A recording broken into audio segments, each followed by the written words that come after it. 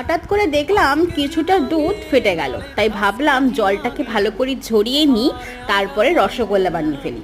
দেখো খুব ভালো করে হাতের তালুর সাহায্যে এইভাবে প্রায় 15 থেকে 20 মিনিট ধরে আমি খালি এভাবে ঠেসে গেছি।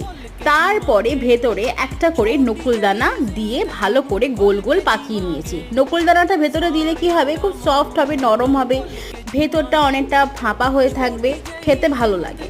তো তারপরে সুন্দর করে গোল গোল বানিয়ে নিয়েছি। এবার রসে দিয়ে দিতে হবে, তাই 1 কাপ জল, 1 কাপ চিনি আর এলাচ দিয়ে ভালো করে রস করে নিচ্ছি। যখনই রসটা ফুটে যাবে তখনই টপ টপ করে রসগোল্লাগুলো দিয়ে দিতে হবে, আর অটোমেটিক দেখবে কি সুন্দর ফুলে গেছে। রসগোল্লা দিয়ে কিন্তু খুব বেশি নাড়াতে নেই। আর এদিকে অমিত এমন নাড়ান নেড়েছে যে কয়েকটা রসগোল্লা একবারে পুরো ফেটে গেছে, যার জন্য এরকম হয়েছে। কিন্তু দেখো কি দারুণ হয়েছে না? কমেন্ট করে জানিও কেমন হলো।